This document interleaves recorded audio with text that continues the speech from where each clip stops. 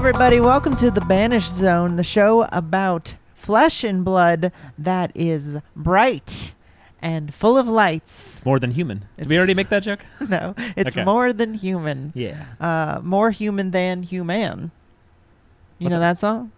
Who sings that? Rob Zombie or Ah. White Zombie, one of the zombies. Hmm. I think maybe Kel made that joke already. Okay. Anyway, hello everybody. I'm Bryn I'm Chris. and he's Chris. That's correct. It's been quite a time. Boy, oh boy, was Nationals fun. Very fun. We haven't even talked about Nationals yet. Very sorry. We got Um, back and I immediately was struck with probably COVID or some You disease don't. that Well, gave me, we don't know. It something could that have gave been. me the, It could have been any sickness could have that been any is sickness that existing in this world of Yeah, yeah. 2023 in America. makes you feel crummy and Um, have a fever and yeah, who knows? I probably got it on the plane Who or at the knows? convention or whatever, but I got a little knocked out. We got our schedule a little. They used to call when you go to like a con flu. Like Mhm. it's like, to be fair, it happened before COVID. You got That's true. sick. Yeah. Now You're hanging it's out with just 400 nerds. Someone gets you sick. Now there's just a disease that could possibly be lethal at any moment. That Mhm. that's not good. Anyway, let's Yeah. not talk about that because people have stupid opinions about it. Yeah. Anyway, we're talking about card games. Mhm. Which hero will be most likely to not get the vax, do you think?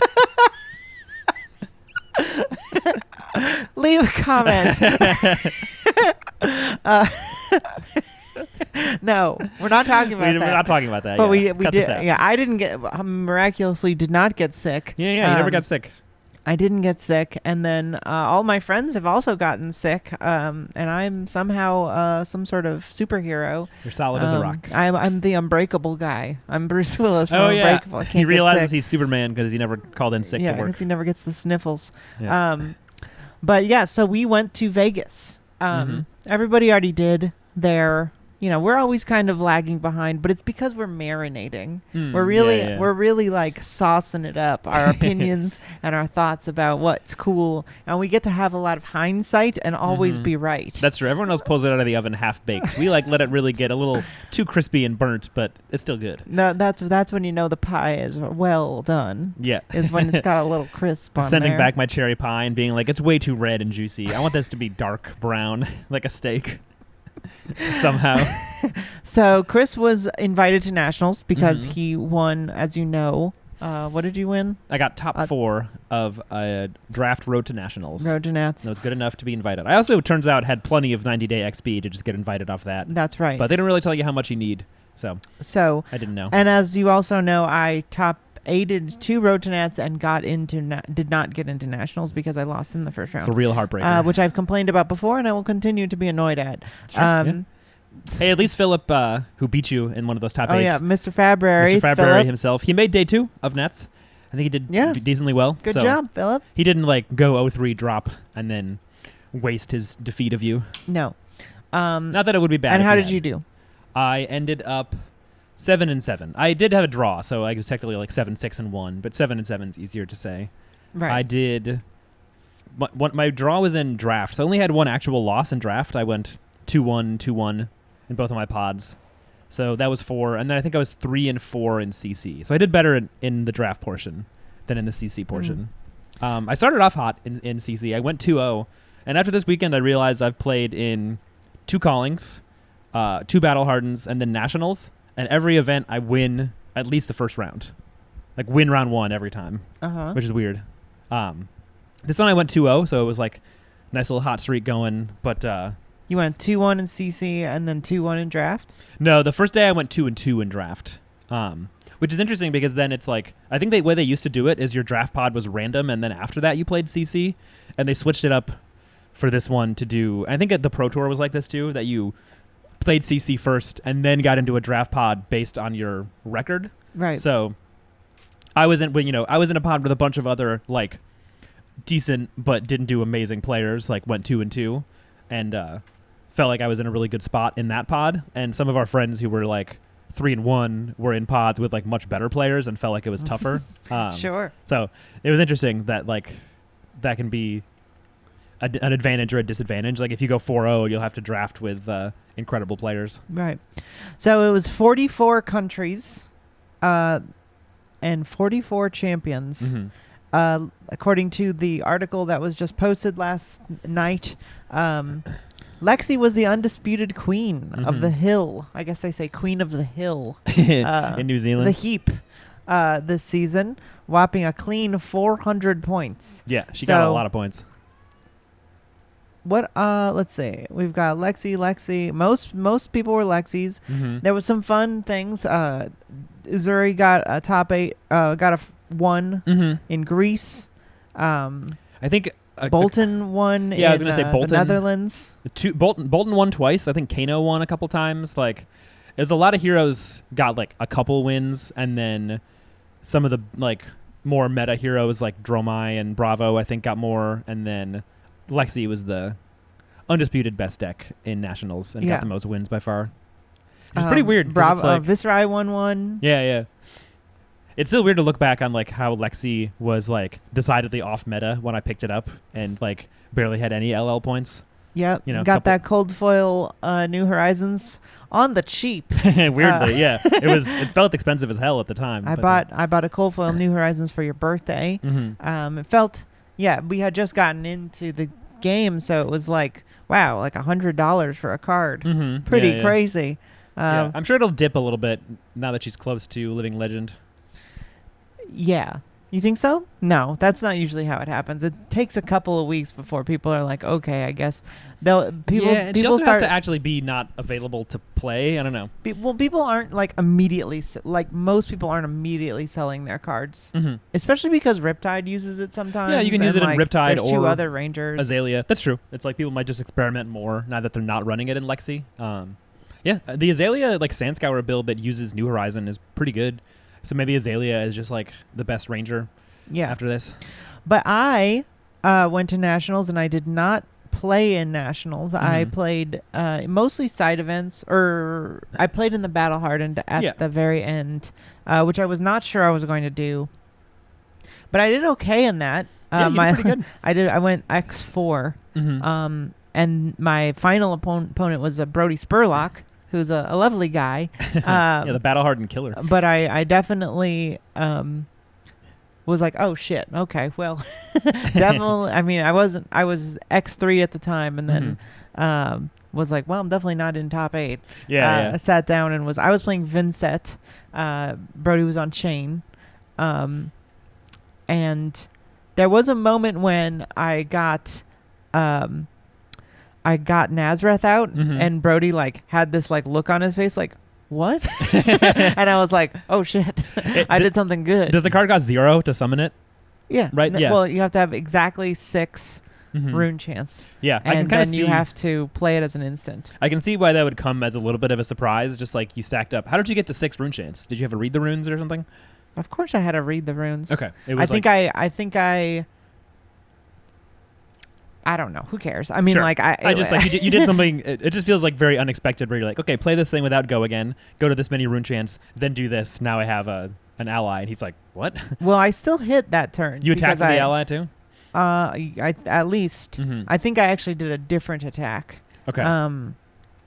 I definitely did something that turn, but I think I did a funeral. I did it with a funeral moon. I creepers in a read the runes on his turn defensively, which people never do. Yeah, it's a good move. But it's fun to read, especially in Vincent, because you just have to block with an attack, right? Yeah. Attack or defend with an attack action, and then I creepers in a read the runes on his turn, and then I had 3, and then I think I did that, and then I banished a funeral moon, played that, got another, and then I popped all my things with a rune-gated attack, I think. Yeah, nice.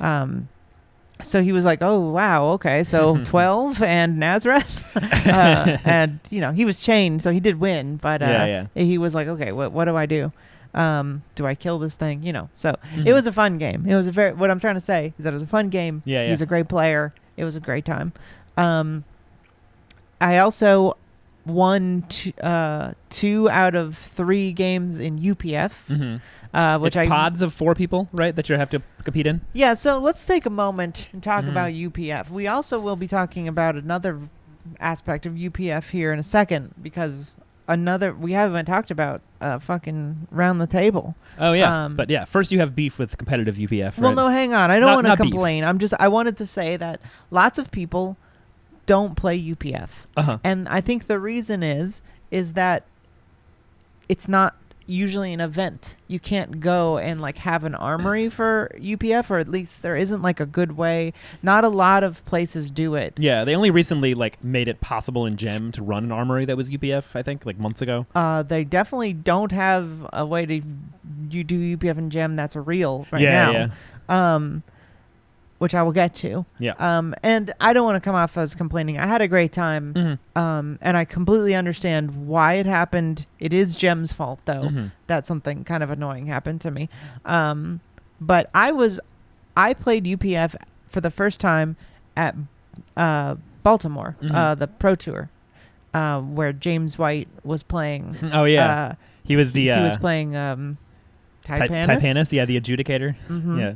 And it was a great time. I had such a great time that I was like, why aren't more people playing UPF? It's so much deeper and interesting and fun, and you get to use a bunch of cards you've never seen before.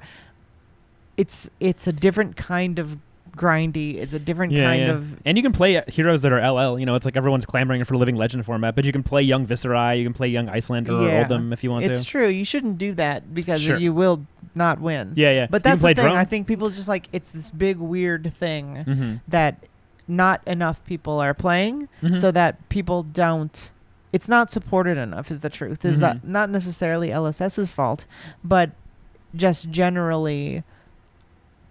It's not at its... It hasn't hit its momentum. It hasn't hit its stride. But they've recently been doing things like putting it at Pro Tour 3 and putting it at US Nats and stuff. And it's become like a normal side event at those things, but it's not like a thing you can like regularly get into and refine your deck and have fun with it. There's no like Battle Hardens or Callings or whatever that are UPF. Right. So at Nats, the biggest thing I was looking forward to, I worked on my own Yoji deck. I was a big fan of playing it at Nats, and I wanted to update it with some new cards and stuff. And so I was really excited to play it.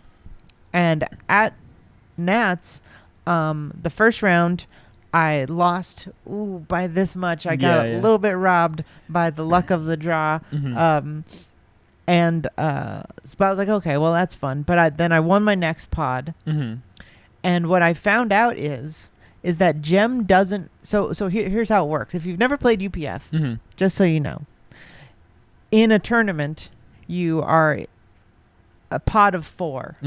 So it's 4 people, and you have... Actually, now that I don't remember, I think it's a full 60 minutes. Okay, because it's a long game for everyone to be playing. I think it might even be 65. Yeah. I feel like you need a lot of time for 4 people. Well, you always go to the time, basically. Sure. The rules of UPF is that the person with the most life at the end of the time, there's like, it goes to turns, meaning the person finishes their last turn. And then everyone gets a turn around to them? No. Oh. Whoever has the most life at the end of their turn wins. Oh, when it goes to turns, that just whoever's turn it is finishes, and then that's it? Or does anyone else get another turn? No, that's it. Okay. Interesting. And then if there's a tie, anybody who takes life dies. Oh, it's like sudden death. It's sudden death. A tie. Interesting. Okay. If there's a tie, it goes to sudden death. If anyone takes life, is immediately out. And anyone who gains life immediately wins. Okay. Weird rules, but I guess it's like how you have to... That's how it works. And this is the thing, is that the judge rules of this are so complicated. And I don't want to come off like I'm like scolding. I just want more people to play the game. And I think having stuff like this be worked out would be helpful for making people not think of it as like a silly thing with no stakes or no fun. You know what I mean? Yeah. Because this was something that didn't feel very good. But I actually didn't know, because in Baltimore, that wasn't the rule. Oh, yeah. They let us finish. Yeah. Someone was saying at our table, like, oh, yeah, the person with the most life wins. which I was like, oh, that's good. I'm Yoji. I'm life game Yoji. But then that wasn't how it worked. I had to like actually kill them all, and all the games weren't 2 hours. Jeez, it took forever. That's why I was like so late to the party afterwards. Oh yeah, everyone else who was at the calling was at dinner, and you were like nowhere to be found. Yeah. Do you think that was because the rules had changed, or the judges were just like not quite sure how to enforce it, and they were trying to have people actually end the games, or? I don't know. Yeah, it's weird. I've talked to some of the judges about it, and it seems like there's just like not a lot of training around UPF, and it's sort of people are winging it. Yeah. And like honestly, they all kind of acted like like kind of like I don't know. Sure. Unsure. So that's not great. But it's not their fault. Right. I think there are a lot of rules that are just like aren't written for this. Like we're both judges. And there's not anything about UPF the tournament rules. I've read the like tournament procedure and policy cover to cover. I've read the comprehensive rules cover to cover, and like I guess it technically like the rules are worded in a way of like multiple opponents, but like the actual like weirdness of like how a game of UPF plays out and like what you can target and like who you can attack and stuff. I don't actually know how those rules work, even though I'm a level 1 judge. So it's kind of how it goes. Anyway, so the second round I win. So I'm 1-1. So you've won a pod, and then you also, and I would assume that you would be like getting a place. It's like you were in second place in the pod. That's an interesting thing, is that there, as far as I can tell, you lose. There is no placing in the pod.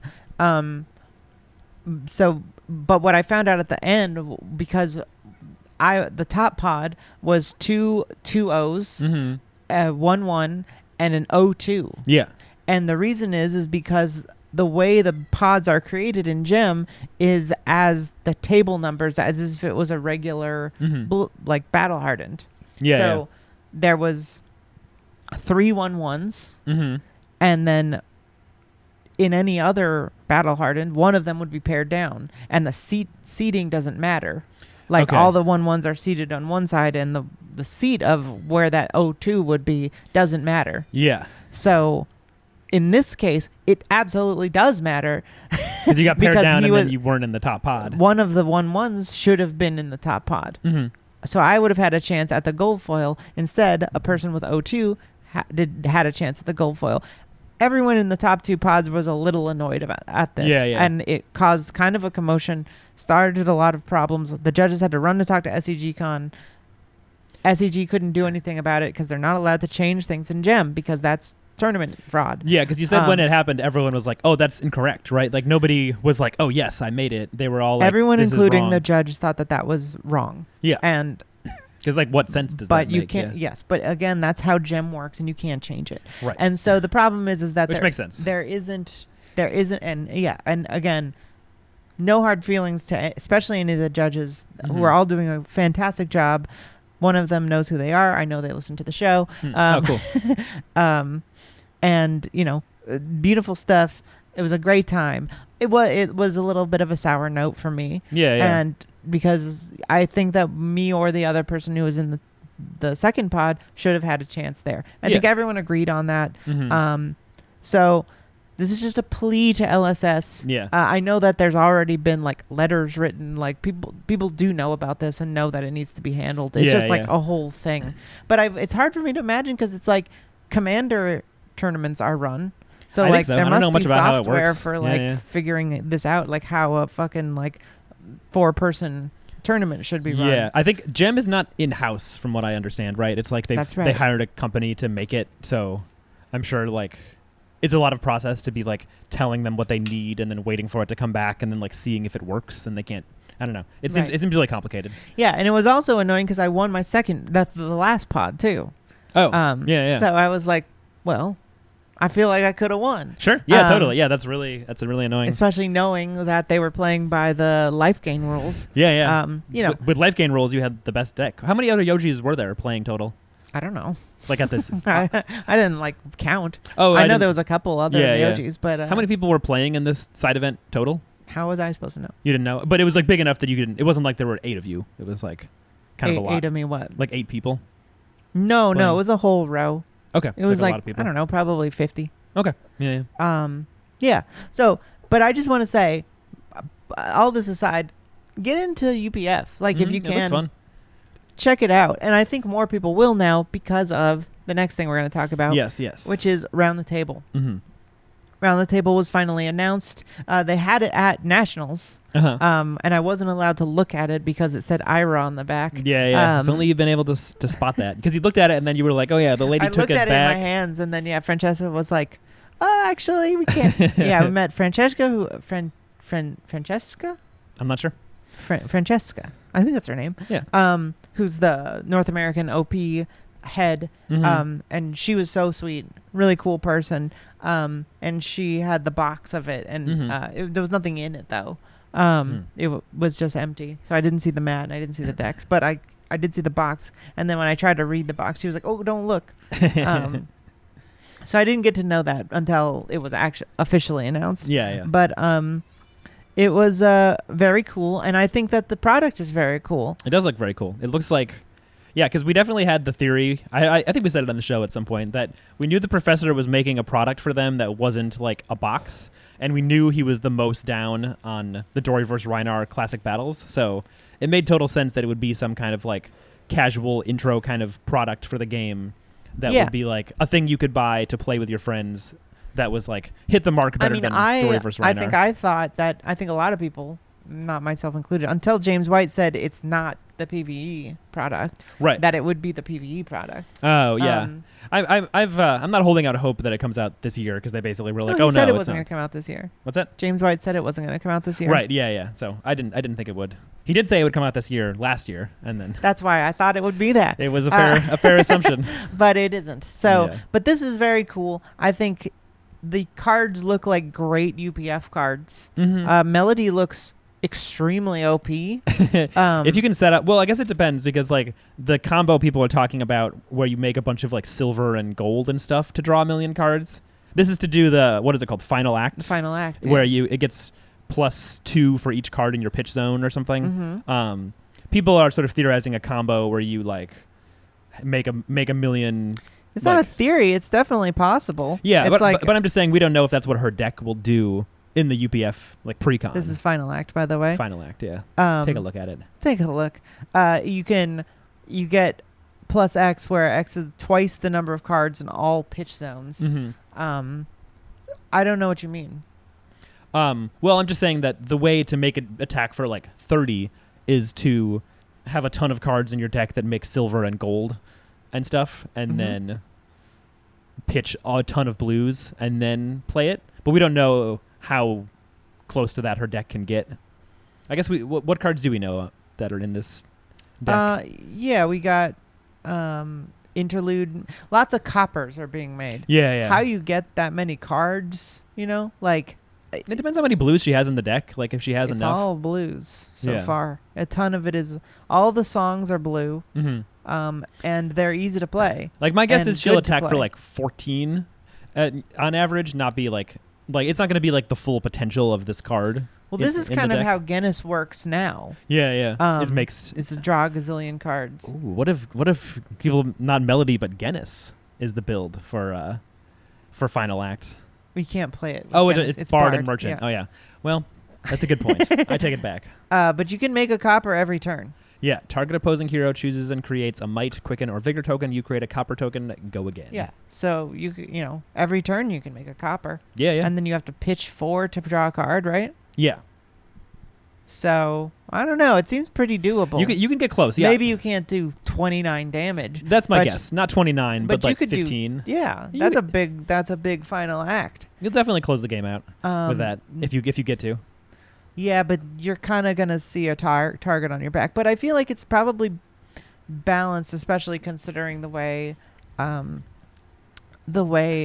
Professor likes to play after watching a lot of Shuffle Up and Plays. Yeah. It seems like he's okay with someone being the target, but it's like hard because her songs are so good for you. You might want to keep her around. Yeah. If she's helping you, it feels like she'll be like not doing that much until she pops off with Final Act, because none of her cards attack. Yeah, she doesn't attack, and her weapon, if you attack with it, gets destroyed. So you compare that to Ira. It's like Ira is going to be... Wait, what is Melody's hero ability again? I forget. Do we know? Yeah, of course. Okay. It says whenever you play a song, create a copper tokens equal to the number of other heroes in the game. Oh, that makes a lot. You play a song, you get 3. Yeah. So you'll have a lot of copper. You'll have a lot of fucking copper, and if you wear the crown, you'll have a gold. Mm-hmm. Yeah, and you got 20 life. Royal Blitz Melody. I don't know. It could be real. It could be. You can't wear silver palms though. Yeah, not a merchant. You're a bard. But it's a fun idea. I love especially all the stuff that what's his name, Brevant got. Brevant. Yeah. I'm not sure I'll play Brevant, but I love his weapon. I love the idea of chivalry. Oh yeah, you can have you can defend someone else with them. You can defend any hero, so not just diagonally. Yeah. So another thing, if you've never played UPF, is that you can only hit or interact or target. Notably. Target if it just like deal damage, like if you're Kano. You can't send rune chants diagonally. Right. Okay. Makes sense. But if you kill the person to your left, then you can target that other person. Because then they're to your left. Yeah. But now you can protect anybody. Okay. And that's really cool. And I think that if you can do that, you can reinforce the line too. Okay. Could you not normally reinforce the line on other people? You can't reinforce the line on cards that are played by the diagonal person. Okay. Interesting. But if you can block for anybody with this, and the protect keyword allows you to do that, you should be able to reinforce the line. I forget if that says action card. Reinforce the line is an attack action card specifically. Target defending attack action card gets +4. Is it? Yeah. Oh, okay. Then you can't, because it's a block card. Yeah, it's not an attack action. It's not an action at all. It's simply a block. Oh yeah, a new card keyword. A new block. card. It's not even a keyword. It's just a type. Right. Not a keyword. A type of card is a block. It's a bobble. It's a titanium blobble with a weird keyword on it. Yeah. So I think this whole set is very cool. I love that we're getting weird Teklevasen things in here. I wonder if these will be also in Bright Lights. Yeah, some of them, they seem different enough that like the gun I think is going to be different, and some of them are. You think this won't be in Bright Lights I think it'll be something different. Yeah, because like some of the equipment. That's interesting. That's just my guess. Yeah.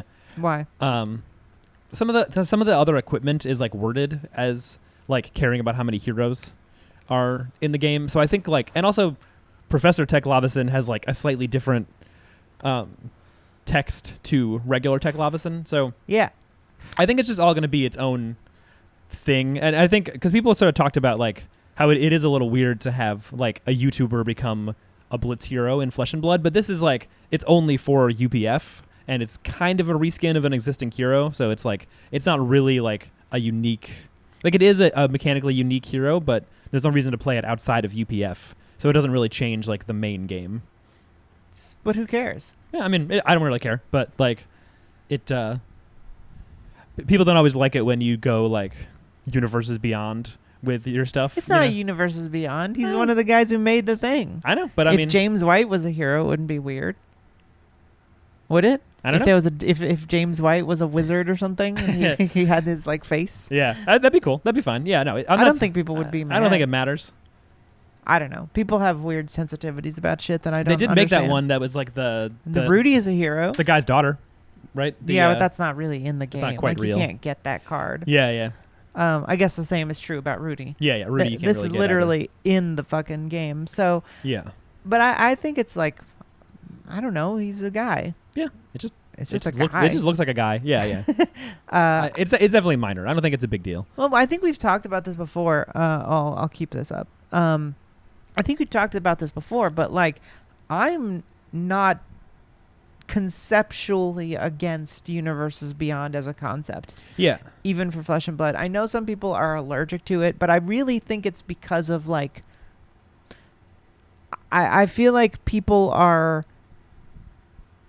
burned by what is very clearly cash grabby behavior from WotC. Yeah, I was gonna say. Wizards of the Coast. When it's a cash grab and it's something like Transformers that's just stupid. Walking Dead Doesn't, or whatever. Yeah, Walking Dead. When it's really lame and doesn't make any sense. when it was Lord of the Rings, people were like, "This is kind of cool" because it kind of fits. Exactly, and it's like you know, I feel like people just like don't have a real like people have very bad media literacy in general, or just general material analysis. Mm-hmm. And I think the thing is that if you stop and think about it, the reason that Walking Dead sucks, but Lord of the Rings magic set is kind of sick, is because there's a direct lineage between the inspirations of what magic began as and Lord of the Rings. Yeah, absolutely. Because they, you know, D&D and Lord of the Rings were what they were inspired by. You know, to a large extent, they were aping those things. Yeah. So getting sort of knighted by their own influences is spiritually, aesthetically, however you want to say it, like correct. It comes full circle. And it feels good and it feels natural. Mm-hmm. And that is very wishy-washy. It's hard to say, and it is very subjective. And I'm sure there's people who didn't like Lord of the Rings either, or D&D, or the Baldur's Gate one, or whatever. But I think those are much more well-received because it is of those same inspirations. They're from the same well of inspiration, and there's an homage to the thing that they were taking from. Yeah, exactly. It comes full circle. So personally, I think if they ever did want to go outside of Wraith and go into Lordran, or the Lands Between, or some sort of FromSoft thing, or one of the other things that they're clearly very inspired by. Yeah, they've never actually mentioned that, but I assume they are. It seems like it's pretty likely. I don't think that, to me, that would not, I wouldn't be allergic to that. I would love to see something like that, or Berserk specifically. Yeah. Like if you could get, obviously Mira is dead, but like if you could get like some artists like that to do work, a Secret Lair type stuff. Like those concepts are not bad. The concepts that Magic came up with to like collaborate with people to make interesting new things that are from other properties are not bad ideas. It's just when they do things that are clearly like, let's get this fandom, let's get this cash grabby fandom, and it feels incongruous with the identity of the game, is when people feel like they're being betrayed. Yeah, and also when your game just starts feeling like watered down, and it feels like there's nothing that's actually like core to its own identity or aesthetic, and everything is just being pulled in. Like, and that's why I don't think that they should and wouldn't do that for the next 10 years. Probably it'll be a long time before like even in anything like I think something like a Secret Lair. I mean, it's hard to imagine it wouldn't be popular if they were just like get cool art of like Sink Below. I guess they like come close to that with stuff like the Sigil of Solace promo, or like the Fate Foreseen promo, the like alternate art versions of those cards that are staples. But they give them away in a very specific way, not just like sell them in a pack for $40. But I think if they did something like that, those are just different arts. Yeah. Right? I mean, like those aren't like references or collaborations with different artists, or different, I hate calling it property, but different like media universes or whatever. Yeah, it's just different art. Yeah, they've never done anything like directly influenced, but I feel like there's lots of cards that are reference, like the name of that ninja is that old man ninja is Merida, which is literally a Karate Kid actor. It's a real guy. Pat Morita. They just do stuff like that. They reference stuff, and they're huge nerds like everyone else who plays the damn game. So I don't think it's a bad idea. I'm not allergic to the idea that stuff from outside the world is in the world. Totally. It just has to be done tastefully and with care. And as we know, LSS, that's what they do. They care very much. They're all about taste. They're all about taste and care, and putting a lot of refinement into their work. So I don't care about that. Yeah. But why do you think Plasma Pistol will be different? Do you think it's just this particular gun seems too underpowered? What do the other equipments do, like to the Plasma Pistol? I forget. So there's Evo Rapid Fire that it gets Go Again. Teklo Blaster attacks gain Go Again. I guess this could just be what the equipment is for Teklavison. It's totally possible. It would just considering that These are rares.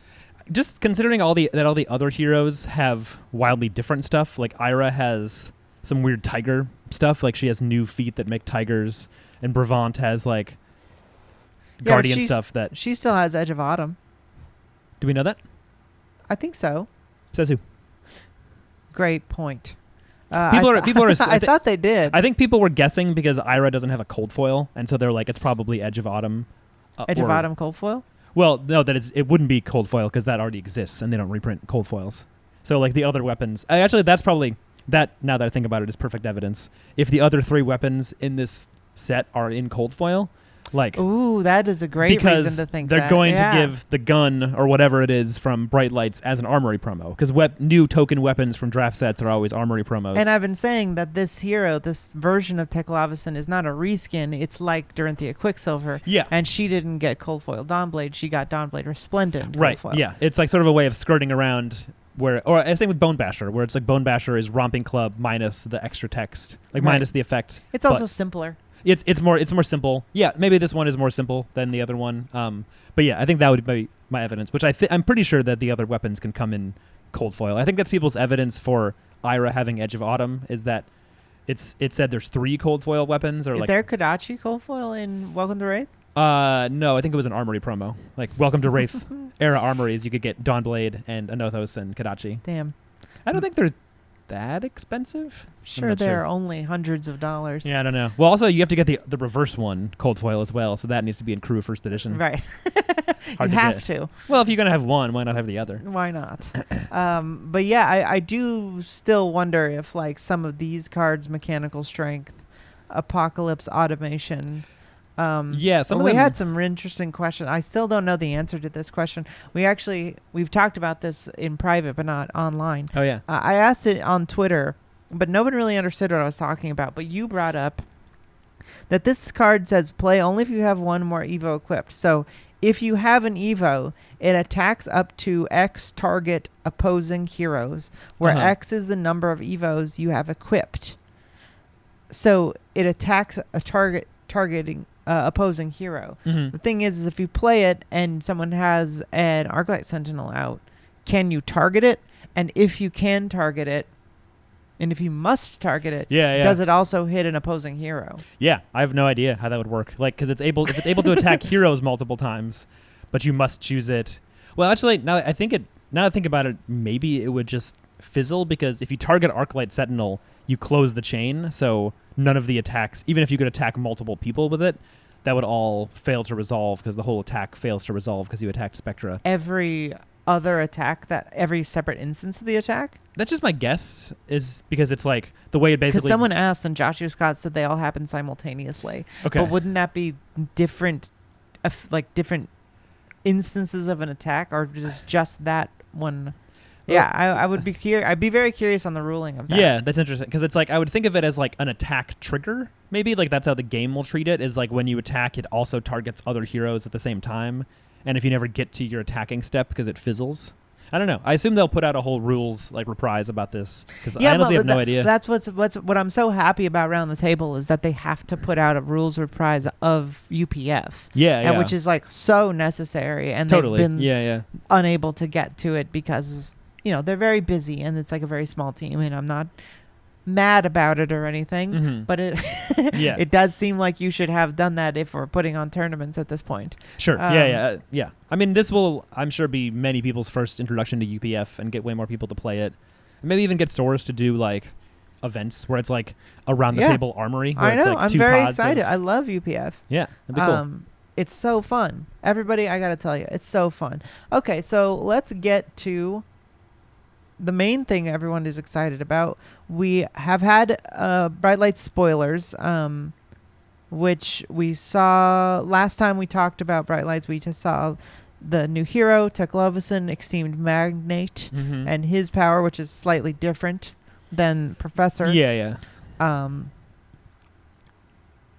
the proto base arms and this censored head and stuff. But now we got a bunch of new stuff. So I think the first one we got was It was Smashing Performance. Smashing Performance. The very first one. Which Item Hate as the first spoiler in a mech set. A set with like 50 items. Yeah. You might want to destroy these sometimes. I think it's important to destroy these, especially if you're a brute. I like that brute seems to have a better time with destroying them. Yeah. Because especially in this like deathmatch flavor where it's like you can imagine the mechanologist like running around like setting up stuff and then the brute just being like, fuck this, I hate this. Yeah, it's funny because it's like, why can Bravo not destroy an item? Is he like, he gets too overwhelmed? I'm sure he will. Yeah. I feel like the theming is that like brutes are the dumb ones. So they see an item and they aren't intimidated. They just smash it. So maybe like Bravo sees like a mech, like the plasma purifier, like the chamber, is kind of like an add-on to a gun. So he like sees someone like powering up their gun, and he just gets scared. But a brute feels no fear because they don't care and they just smash it. They're fools. Yeah. So this is a 3 for 6. It says when this attacks, draw a card, then discard a random card. If a card with 6 or more is discarded this way, destroy a random item in the arena. It's functionally a yellow Smash Instinct with more text on it, and it doesn't block. Yeah. Which everyone is so mad about. I want to block. Blocking is good, considering we've had a meta. I've heard blocking for months is now pretty good. With disgusting on hits constantly peppering people. It's good to be able to block. But I think that like Smashing Good Time, it's a card that you put in there when you think you're going to face a dasher or someone who has a lot of items. Yeah, and it's like, it's fine. Like I don't get not every card needs to be a, put a 3 of it in your deck every single time. Like this is a sideboard card for a specific hero. You would definitely want this. I promise you. When Bright Lights comes out, be good, and there's 50 items on the board or whatever. If this blocked 3, it would be like so easy to include. It might just be a fine like resource and block card anyway, and then you would just have upside against certain matchups. Like I was saying. Well, I mean, Smash Instinct does have Intimidate on the card. Yeah, which is good. And you don't have to discard for it. So I get why it's not super powerful. It's not the best card Brute has for sure. But I do think you'd run this in against if Date It All becomes. If your opponent has a great item out and you want to destroy it, like attacking for 6 and destroying it and maybe intimidating is really good. Yeah. So I like it. Plus we get Cox. This guy's name is Cox. Yeah, I want to learn more about Cox. I love Cox. He loves the scent of blood. Yeah. And he's the rise of a new champion. Kel from Red Zone Rogue has a theory that Deathmatch will be like Everfest. Like it'll be a brute focused, Savage Lands focused set, like the way Everfest is an Aria focused set. But it'll have everyone's class cards. It'll have a bunch of class cards. It's a fun theory, yeah. Everybody, I like that theory. Like everyone will be going to the death match or something, or like different heroes will be there. Eyes be going to the death match. Yeah. Eyes beheaded. Tooth of the death match. But I wonder. He's doing great. I hope so. He's having, Bam Bam's having a good old time with an arrow in his head. Yeah. He's unfazed. He is unfazed. He only can punch for 6. Yeah. But I think that. I think that's a fun theory, and I think that we will get some sort of Savage Land set. I wonder if the plan is to do a Brute draftable set, and then a Brute themed, like the way we had Tales of Aria and then Everfest. Oh yeah. Be a lot of Brute. and then a expansion set. It was a lot of Aria. Yeah. Starvo. Yeah. Get a Rhinar Starvo. Rhinar of the Deathmatch or something. Yeah. Deathmatch Rhinar. That'd be cool. Rhinar, where he's got a big helmet on or something. Yeah. That'd be fun. I think that's possible. I feel like they are trying to do 4 sets, 4 draftables. Or maybe 3 draftables and 1 supplemental or expansion set. Didn't they say that's like their ideal is wait, are they called expansion sets now? Expansion set. Okay. I feel like even LSS sometimes calls them supplemental. They forget. Sometimes, it's hard to keep track. It's officially expansion sets. Yeah, they said that like their ideal would be 3 draft sets and 1 expansion per year. And we're getting 2 draft sets in a row, which is unprecedented. Like after Bright Lights, the next set is also a draft set. That's what they're saying. Maybe they're sort of like stepping into those waters. And that's why I think the expansion slot is so useful, because it like lets them treat this like an expansion set, but also be a draft set. And it's just like, you get these cards, you can't draft them, set them aside, Right. and then draft the normal mech cards. And I don't think that people have been worried about the price of these cards. I do think that people you haven't heard the fears? No, I'm saying people have been. Oh, yes. People have been afraid.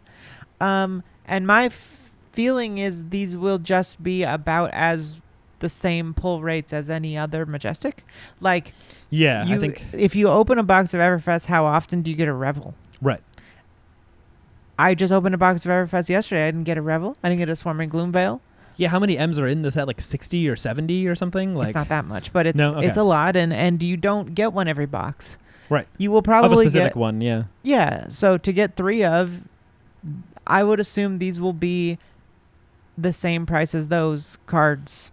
And when Viserai was very good, those cards were like $15. Sure. Yeah, and, yeah. And that is expensive for something you need 3 of for. And sure, but like, yeah. Codex of that's- Frailty was $45 at its Yeah. height. and like, how Warmonger's many times Diplomacy do you is open a currently- box of Outsiders and get 1 Codex of Frailty? Yeah. Often But I not. think that because this is a draftable set, we are going to see way more of them opened. Yeah. And so it will be even cheaper than that, I think. Yeah, I mean, I think it depends on how many we end up seeing, like how many cards are actually in the expansion slot. But my guess is not, like you're saying, not that many. Like, because we've I seen. think we're probably seeing all of the ones.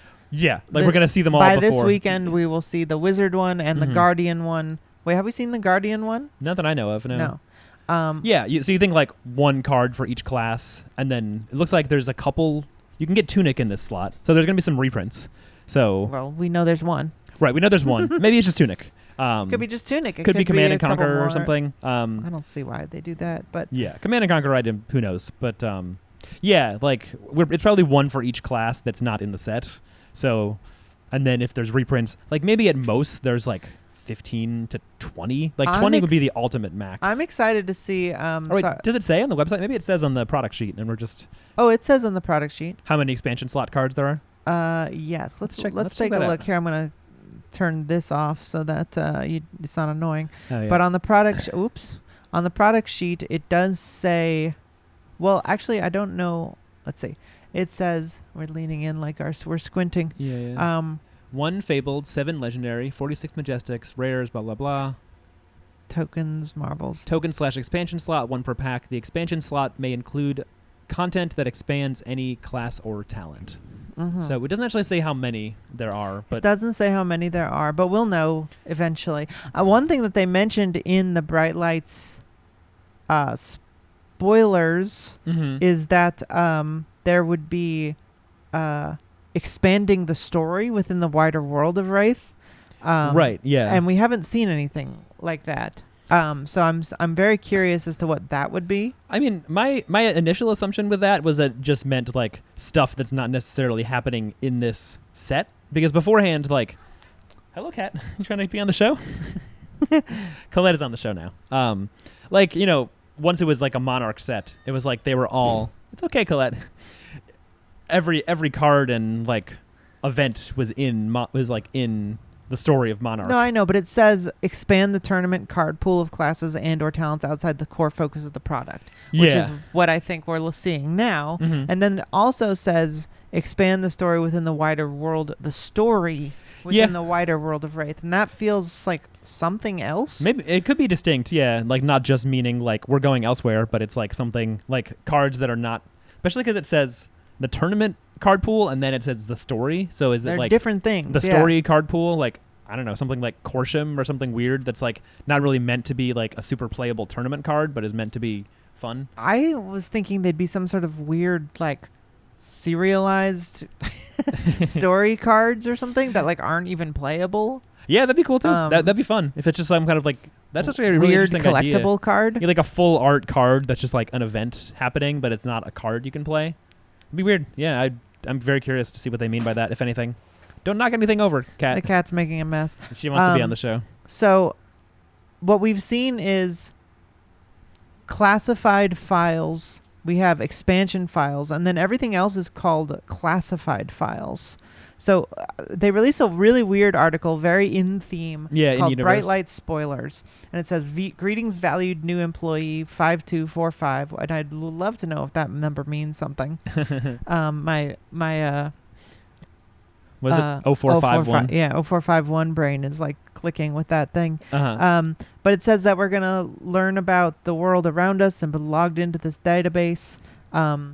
So we're giving a tour, and they just granted us access for files that are expansion files. Uh-huh. And then we won't know what the other 3 different types of files are until gosh, Colette is making such a mess. Yeah.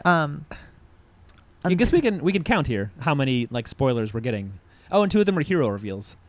Like, oh, right here. Yeah. Yeah, we're getting Majin Buu is doing something which I assume will be a wizard.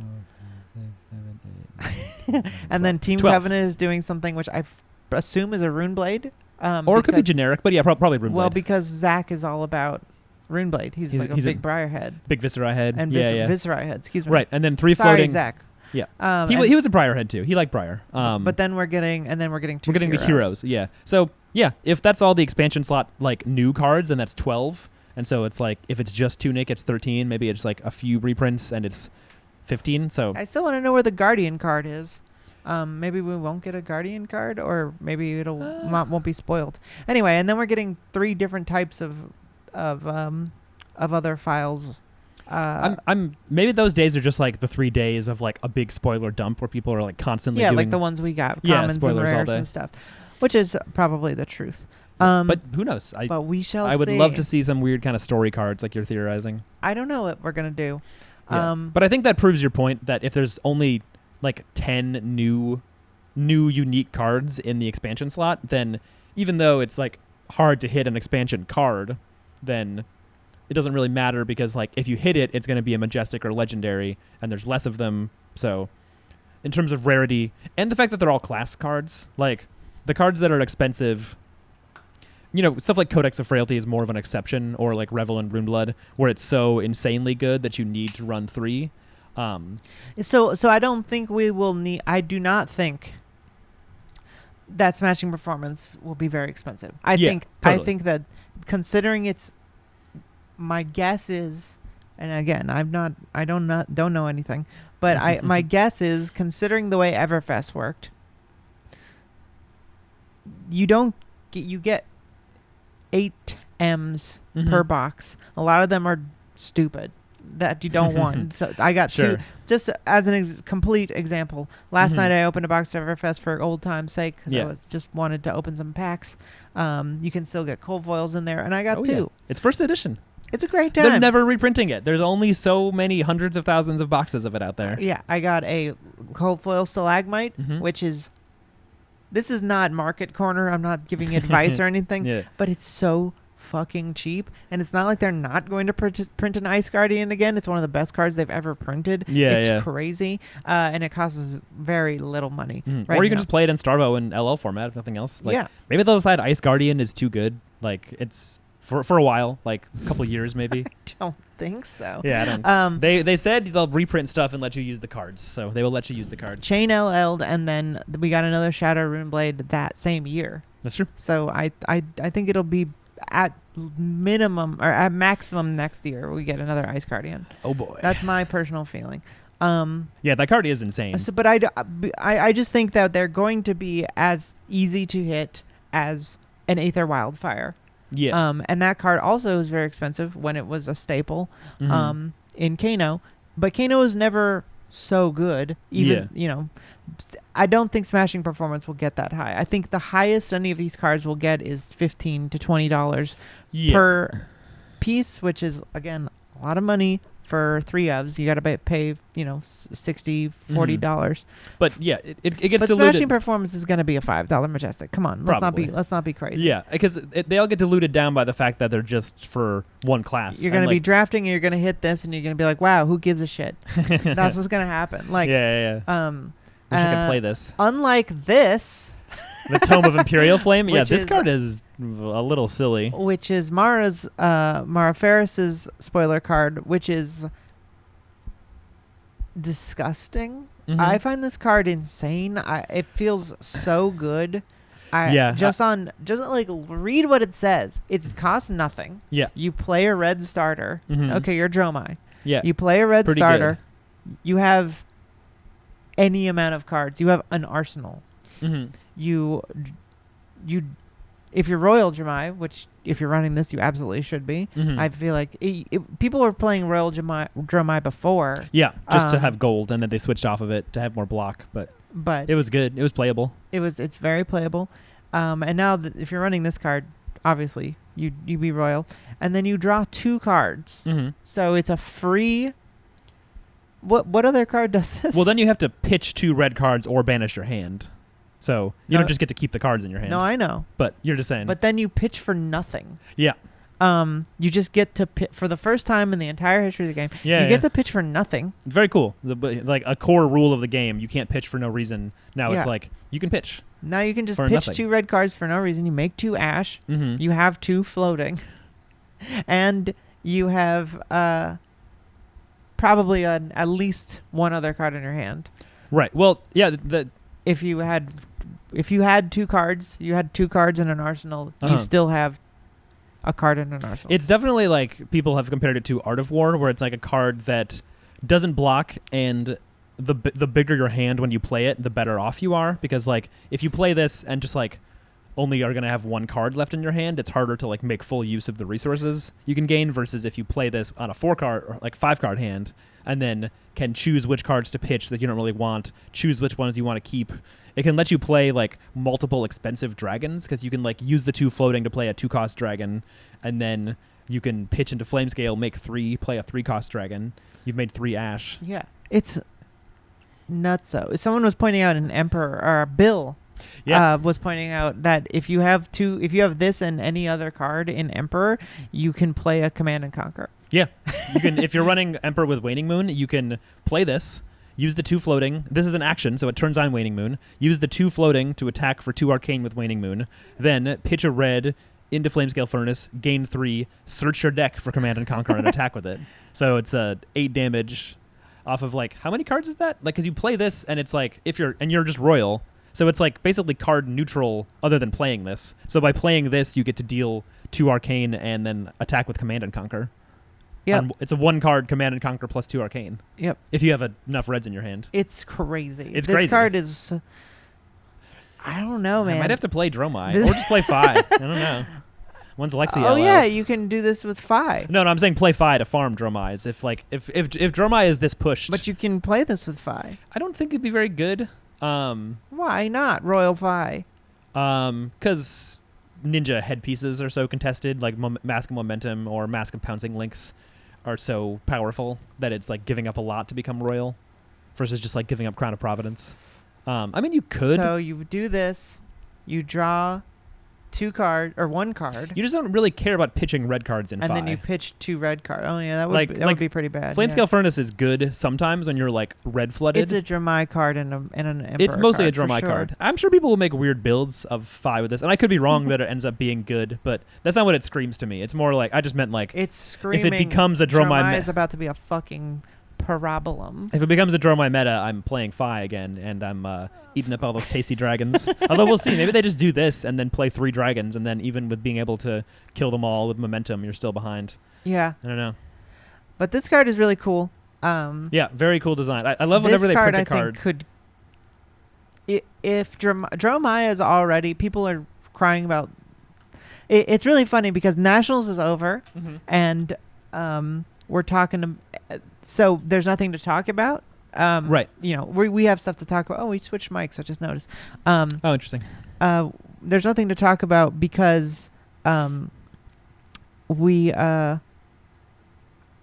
We're just waiting. in we're the waiting, wings. and everyone's already been putting out content. So Mhm. there's this sort of like funny thing that happens right before, like between that and Flesh and Blood Bright Lights coming out. Everyone's sort of just like, what do we talk about? Ban and Suspended's coming up. What are they going to ban? And then everyone just starts saying the most off the wall like content, like engagement farming shit. Yeah, They're like yeah. they're gonna ban Tumultai.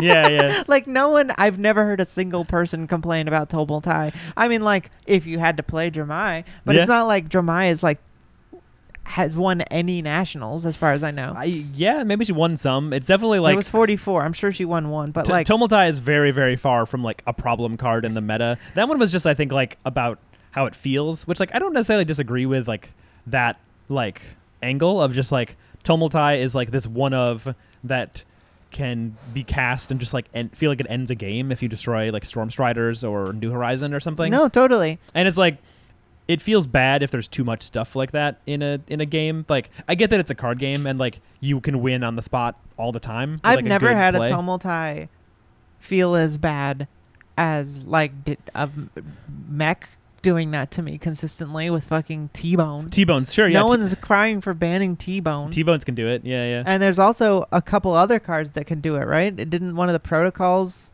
Yeah.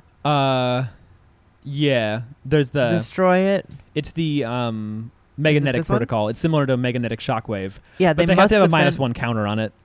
That doesn't seem that hard. It's not that different, yeah.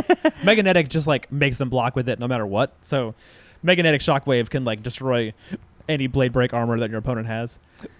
With one counters if able, where X is the number of evos. But how does it destroy it? Well, it just destroys it if you have to block, and it has. If it's blade break. Oh, but Like if it's Courage of Blade Hold. Or temper then. Like temper or blade break. Yeah. Yeah, Um, you're right. Not blade break, just temper. Unless you put a -1 counter on something. Which I don't know. Can Dash do that? I don't. Not think that I so. know of. I mean, anything's possible in this new set. We got these protocols too. They seem cool. And Very again, cool art. this is big time why I think that we're going to be getting like a big tall mech. Oh yeah, One, I think Tech Lavison will play like a guardian totally. way yeah. more than a booster, He wants blues for his hero ability, so that's like which is Guardian dangerous or because it Wizard. seems like it could boost, but none of these cards have had boost, Yeah, and you probably won't want to run many cards that have boost. yeah. It's a question of like how many reds you want to run and how Here's an often you want argument I've been having with our good friend David Citrick. to. Okay. I think that they don't want to print a set that has all 3 blocks. Uh-huh. So what are they going to do about that? Yeah, it's a really interesting question because like you brought that up at some point, and I was like, oh yeah, draft sets always have 2 blocks. That's like the whole thing in draft is that like you're forced to put together a deck where you have like awkward yellows, you have 2 blocks. Like sometimes you'll have no blocks, like if you're in Monarch. So it's like, you know, especially like the generics. That's the thing is like this is a set with no generics, but every other set. You're like, oh, if I get my class cards, I can block 3 usually. But if they're generics, they block less. We actually don't know there won't be no generics. We know that it is an all mech set classes, but we don't know that there won't be generics. That's true. You're right. There could be generics. There could very well be come to fight in this fucking. That's format. That's totally true. Yeah, we just don't. We don't. Everyone will be able to run all of the cards. Right. That's true. I sort of. Did they say everyone can run all the cards, or did they actually say it's all mech? Because I sort of assumed it would be all mech just because of like boosting being a thing, and they don't want to give like misses. But maybe why that's, would like, they not want to give misses? It's a draft set. I don't know. They shouldn't be able to count on boosting every single time. That would make it really strong. Yeah. It would be insane. It would be the obvious thing to do. I guess I'm thinking of it in comparison to Arya too, where Arya has like 2 generics in their true. armor. It's all elemental or like earth, ice, lightning. Yeah, stuff, or that was a elemental very pushed set. Mm-hmm. I would assume that there would be. Well, you know, also we looked this up, and I think even Uprising only has 2 generics. It's like 2 generics, right? Oh yeah, I forgot. It has like Trade In, There's Sift. Brothers in There's Arms. Brothers in Arms. There's Fiendel's Fighting Spirit. There's Scar for a Scar. Oh yeah, okay. There's some. No, there was another. Outsiders has a ton. It's got a decent amount, yeah. But Uprising doesn't have Feisty a million. Locals. Yeah. So I still think there will be generics in the set. I think there will be I think that's generic reasonable. cards.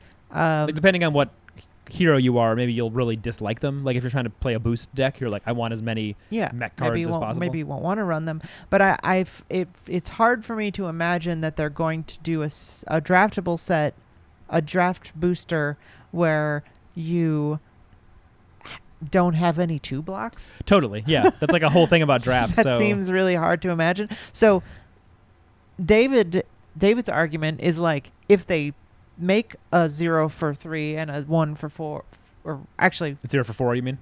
Like maybe that will be the thing. Maybe they'll just be at rate. They'll be below rate if they have boost on them, or maybe they won't have boost on them. It's just like David's argument is like, if you give me another 0 for 4 and a 1 for 5 with boost on it, then Dash can have 18 copies of 0 to 60. Yeah, maybe you don't need yellow zipper hit anymore. You just run like the 1 for 5 that blocks 2 and boosts. Six, that would be good. 6 red zipper hits. Yeah, that's pretty good. And that makes the deck that's an pretty interesting. That's an interesting argument that they wouldn't do that. So it's an interesting design problem that they have to like make the original Dash not insane. Right. Because he's like, I don't give a shit if they're 2 block. I'd put them in my deck. And I mean, I don't know that we've seen evidence that they are like swayed by the idea of making OG heroes or like other heroes really powerful. They printed Outsiders. They were like, Lexi can run all of these cards. She gets 3 codexes, dozens more pushed arrows, and also Premeditate exists, and she gets Trench, and she already has an insane... I know. Like, Dash could just become busted. We don't know. Like, maybe she'll be busted. But, I think to me, I think that they will... My sense is that they'll be like, whatever, fuck it. We'll just make 0 to 60 with 2 blocks.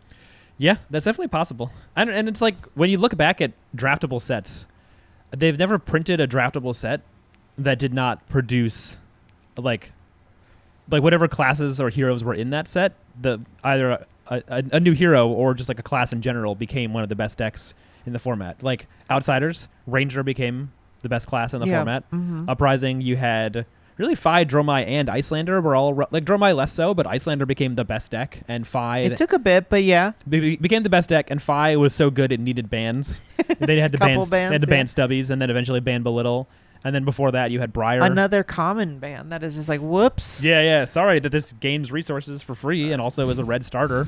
Fits in your deck perfectly. Yeah, a blue tutor. That's cool. Yeah. And it's also a red starter. Yeah. Yeah. You can effectively run like 5 more blues in your deck. It's fucked up. It's fucked up, yeah. Like the amount of times I would just like go to the bottom of my deck, get the same Belittle, and then pitch it again, get the same blue Minnowism and pitch it again. And it's like, man, my deck has like 14 blues and it sure doesn't feel like it. But it also feels like I have 50 reds. Yeah, exactly. It was messed up. But yeah, that's my point. Like when they print a whole set's worth of support, and they've never printed all one class. This set is all mech. So it's like, how good does any one mech... It's a special occasion because, she's been getting expansions cards drapped throughout the sets from Everfest and Dynasty and no Dusk Till Dawn. No card in Dusk Till Dawn? Mech? I don't think there were any mech cards in that set, no. It was just the classes, the 4 classes. It was Monarch 2, right? I mean, Bravo got a card, like... Everyone got like the Unity cards. But, the but there was no mech. But there Unity. wasn't a mech one because they knew Bright Lights was coming. Yeah. That's good. I didn't want them to have that. Yeah. When you block with another card from hand, put a Steam counter on something. Fuck you. I don't want that. Yeah. So it's been interesting because she's held her own and is sort of a middling hero. So it makes sense to make Dash really good. Sure. Yeah. But I just think that like she will become more in a lane. Like right now, Dash is a hero who is very versatile, and it's because of how many different things her deck can do. She can like start with an induction chamber and be a sort of a anti-fatigue person or a fatigue person. Yeah. She can start with a pounder and go really fast and be an aggro deck and sort of switch between those mid game sometimes. Yeah. You can like change strategies in the game or like depending on what deck you're playing into. And I think that what will happen is the point I brought up about Dash is that Dash IO,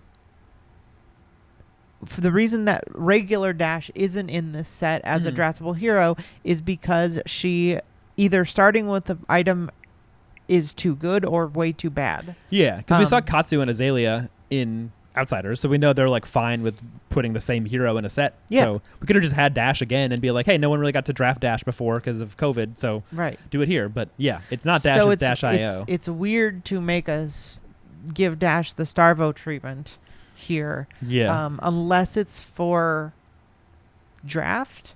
But then I also have... Which is going to be an adult as well. Like there's going to be an adult Dash IO, right? David insisted upon that as a concept.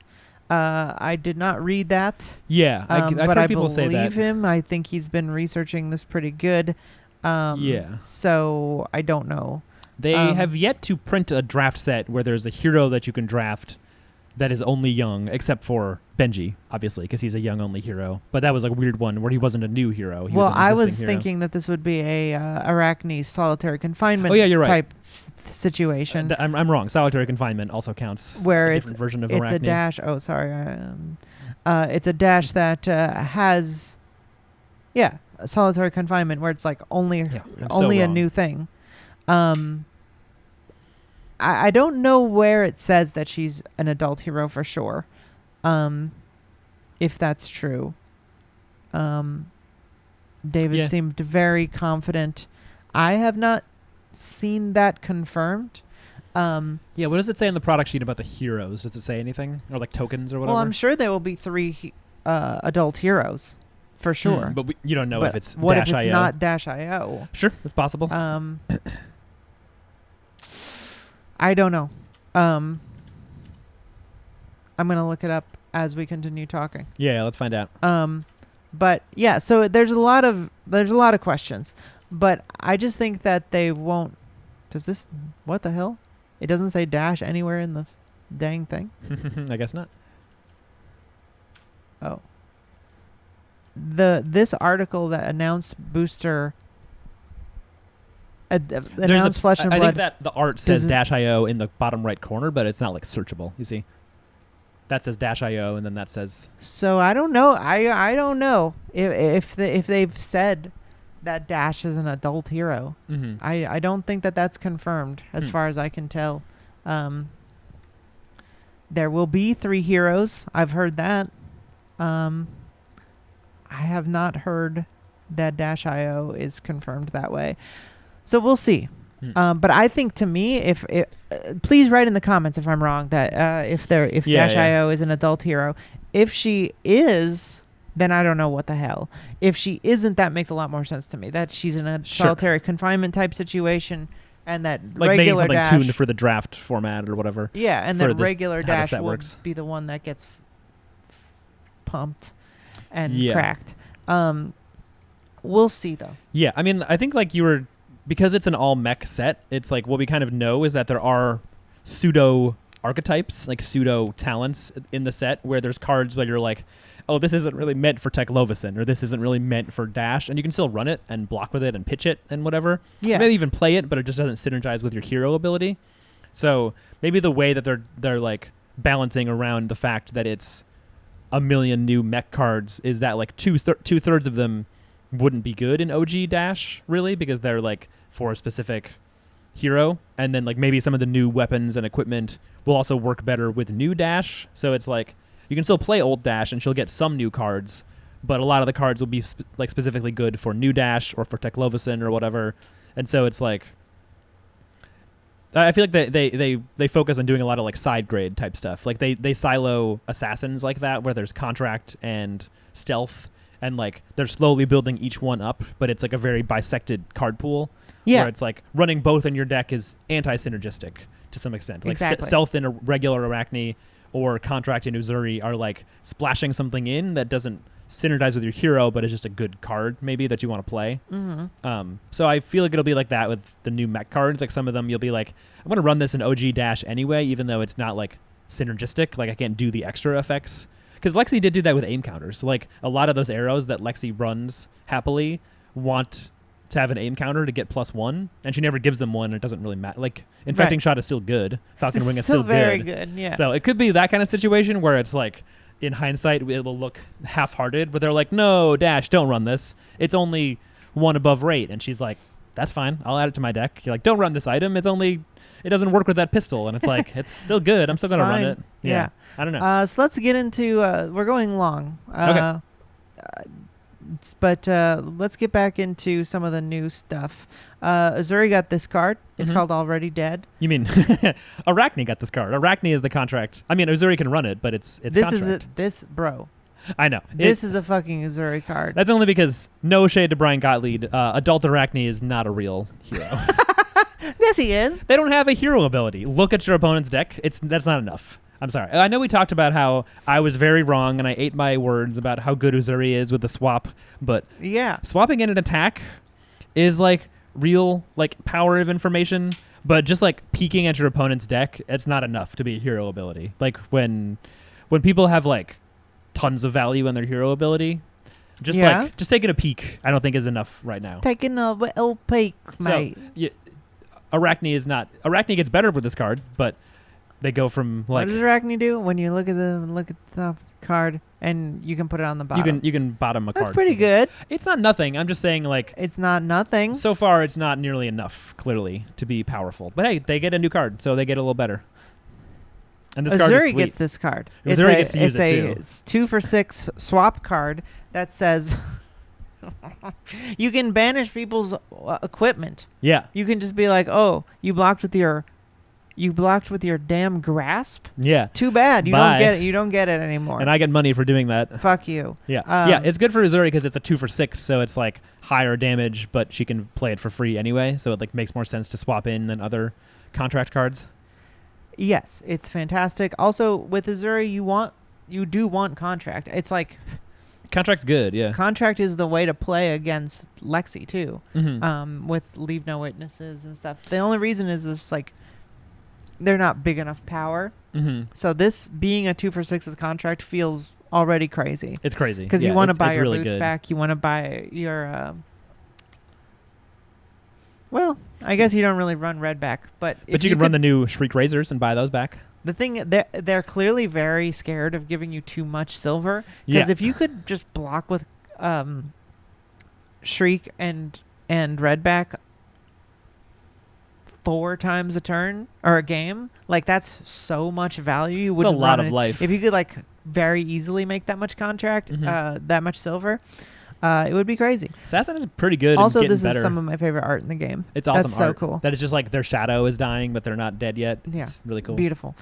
Shriek Razors also came out. Kel from Red Zone Rogue spoiled this. Mm-hmm. It's like the shred hands going, but not going into someone's face. Yeah, you've got this cool black tech style armor, and this one it's very situational. I feel like you probably don't want this instead of flick knives. Yeah, you already have flick knives, but being able to like, it's interesting. I think anything that's like an attack react on the board, it's like cool. It warps the whole game. Like Katsu having breaking scales, where it's just like +1 to a combo card is like your opponent has to think about it and play around it. So it's like if you have a card in hand or if you have 2 floating, they have to think about Shriek Razors. So if you have something you really want to hit, then it can be useful. Don't get me wrong. I like it. I like having the blue shred. Blue is 2, right? Yeah, I think so because it's 4-3-2. I think so. Yeah. It's a super blue shred. It's a really shitty shred. And it's only for attack action cards. So which I think is cool. It's like I like there's like the more and more of a theme developing because you have warrior stuff and now this that like sometimes blocking with an attack action is like a more like shitty form of block. It's dangerous. Yeah. It's like I don't really know what it like exactly translates to like ludically, but it just feels cool that it's like if you're not using something that's meant for defense, if you're just like using your sword, it's like I can turn it against you. Yeah, like, you can parry it. You can parry it more easily. It's cool. I love the flavor. It's really so good. Speaking of warriors. Oh yeah. One of the craziest cards they've ever printed. This is insane. I didn't know you felt that way. This card came out today, right? Yeah, I just mean like in terms of like not necessarily in terms of power level, although it is quite powerful if it works, but just like the idea of like without your opponent doing anything, be like, that's a D-react. Let's see it, and then it is, and then it's destroyed. I love this. It's crazy. The entire okay, so Josh Lau spoiled this from the card guys. I have been practicing on Josh Lau's Dory deck. I played. One of the big reasons I didn't play in the calling at Nats was because I haven't found a deck. I'm in this weird place. Here's the thing about me. We're going pretty long, so why not go on a tangent? Yeah. I'm very flavor motivated. Mm-hmm. I like the shadow cards. I like the shadow heroes. It was what drew me to the game. Mm-hmm. It felt Bloodborne-y. It felt Dark Souls-y. Like I liked that there was like this gothy, adult, creepy, cool card game that wasn't, oh, I'm a delighted halfling. You know, it's not. It's not fantasy like that. I have grown to like it more since getting into Dark Souls and Flesh and Blood and appreciate for what it is. I'm playing Baldur's Gate. We're playing Baldur's Gate 3 right now. Oh, yeah. It's a ton of fun. But just the sort of like there's a certain level of corny fantasy that I'm not as attracted to. Yeah. So for me, like heroes like Vincent and Levia and Chain have always been. Actually, Chain is a little too edgy, but their cards call to me more. That's just because I grew up on that kind of stuff, reading that kind of comics and stuff like that. So Dory has always been a bit of like, I'm not gonna play Dory. Mm-hmm. She's a angelic blonde-haired bitch who like I don't really like the flavors, to be honest. Sure. Like the aesthetic of it is not for me. Yeah. But playing all these shadow heroes, there's such downsides and there's such randomness with brutes and stuff like this. Levia. The true hero that I fell in love with and sort of made me fall in love with the game even double was Kano. He's a annoying little twink who he's not cool and his cards aren't cool to me. You don't like although the fiery... I do really like the surreal stuff. The sap and the prognostic. Mind Warp, Swell Tidings is really cool looking. Beautiful card. Timekeeper's Whim and Rewind. Like all those cards, I really love the psych rock covers of them. But what it's really about when it comes down to actually playing the game is the mechanics, which are beautiful and so fun Kano and cool, is so expressive and you can do all these different things. So I was talking to Chris and I was sort of just like, I hadn't found a CC deck that I felt like was fun to play even if I lose. And I think something you said, you were like, I like decks where if I have to block, I can block well, but it's also strong. And it's like, I feel like one of the decks that's like that and seems fun to play is Dorinthia. Yeah, and I didn't think about it that way. And the first card game and the only card game I've ever played before this was poker. And so I like lying, I like bluffing, I like looking at the odds. I like people making me have it and having it. I like all of those feelings. Totally. So I built Josh Lau's Dory deck. I've been watching him talk about it a lot. I've been trying to get into Dory, and I'm starting to get it. I'm starting to like it. So this card is so fucking funny. Like I just like one thing that Josh said was it's great for grandmasters and unplayable for novices. Yeah, I was really interested because you were trying to ask me, I think just yesterday, you were like, what do you think the card will do? And I was like, I don't remember what theory I came up with. I was like, maybe it would do this, but I couldn't really think of like what it could possibly mean, that it's like you have to be really good at Dory to play it well. And then this came out, I was like, oh yeah, I see what he means. And what I extra love about it is that like it's not even about your play. It's about reading your opponent. It's about knowing what your opponent is going to do in response to you. So like when do they think they're going to need a defense reaction and have it in their arsenal? Yeah, how are they playing into you? Which is what's cool about Warrior is that it's like it's one of the more interactive classes. Like it really plays in the reaction phase, so it's like not quite wizard instant speed, but it like very much is like people can feel like they're playing against Kano, where they're like they might do something that I can't do anything about. Yeah, which is like a really fun feeling in this game. It's great. So I really want to get to the point where I can play this and know when it's a defense reaction. That sounds very fun for me. It seems cool. Yeah. Dory seems like a very fun and rewarding deck. This is a card that's like impossible to value because it's like it's like you said, like it's so strong. Like if you somehow know that there's a defense reaction there, it's game breaking. Like it's totally. It's just like win the game, or like just destroy. Like it's crazy. Yeah, but yeah. how could you possibly know? Yeah, and you also have to draw it like on the turn that is going to be like your pop-off turn, maybe, like if you want to have it when they would really want to play a defense react. Because like Josh is, he was talking about a story where he was like, when he was learning the game, he played a lot of Blitz, and he like was playing against someone on Ira and like punched through for some damage, and they didn't play their arsenal. But then the next turn, he was doing a crazier turn, and they did play the D-react, and he was like, well, why didn't you play it last turn? And they were like, I didn't need it last turn because your turn wasn't that good. So it's like learning like when someone will actually decide to like commit it, because he was pointing out that Absolutely. it's like you don't have infinite D-reacts unless you're running like a full fatigue deck, in which case like you'll beat Dory pretty easily. So you have to use it at exactly the right time. So knowing when you're going to pop off and someone's like, oh shit, I need to unmovable this, or I need to sink it, and then countering it. So it's a really exciting card. I hope I asked Josh Lau the other day, what do you think Dory needs to be S tier? Yeah. Like realistically, like obviously, Mm-hmm. having a card that says, your next sword attack gets 6 counters or whatever. Like, Yeah. but realistically, like more a red glistening that gives +2 or something. Yeah. But like, what would they really give her that would make her an S tier? And he said, on hits. Yeah. And it's like your next sword attack makes them discard a card or whatever, something like that. He didn't say that example, by the way. I'm totally making that up. But on hit, something that disrupts people's hand. Yeah, totally. That is, if you kind of like take a step back, like at a macro level, and just look at the game, it's like some of the main things that like break it or like push heroes above the rest of the pack are either like very flexible go again or on hit effects. Right. And it's like decks like that's why Lexi has both and she's crazy. Yeah, or like why Prism was always good, because she had both. She had go again on everything. Yeah, Sarvo had go again and on hit effects. Chain, not as many on hit effects, more just damage, but it's like very flexible ramping card draw. You could draw a million cards in Chain, so it's insane. So I'm excited about this card. I definitely want 3 of them. Very cool. Speaking of something I want 3 of, oh yeah, Riptide. Riptide is a hero that isn't good right now. Mm-hmm. Isn't great. He's pretty good in Blitz still, I think. Uh-huh. And I do like. I'm really enjoying Vincent in Blitz. She's very solid. Yeah, totally. Yeah, Riptide. It feels like it just, but especially love his theming. Yeah, I love his aesthetic.